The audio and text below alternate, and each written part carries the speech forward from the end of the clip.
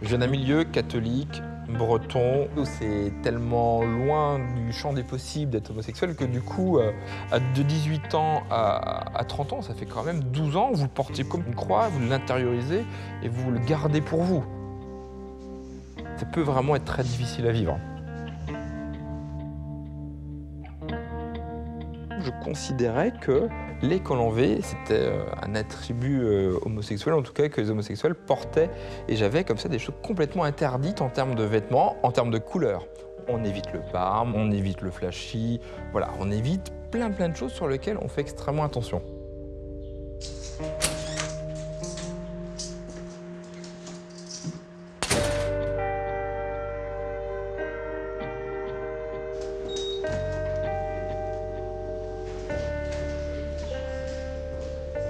Combien de fois le lundi matin, à la machine à café, avec vos collègues, vous parlez de ce que vous avez fait le week-end? Ce week-end, la plupart disent, je suis allé avec mes enfants, faire un musée, faire un cinéma. C'est exactement pareil, sauf que votre week-end, il ne s'est rien passé. Ou alors vous étiez toujours, tout le temps tout seul, vous n'avez pas vu d'amis, vous n'avez jamais quelqu'un avec qui vous partagez votre vie, à la rigueur votre chat. Mais voilà, il ne se passe jamais rien et vous ne pouvez pas partager avec les autres.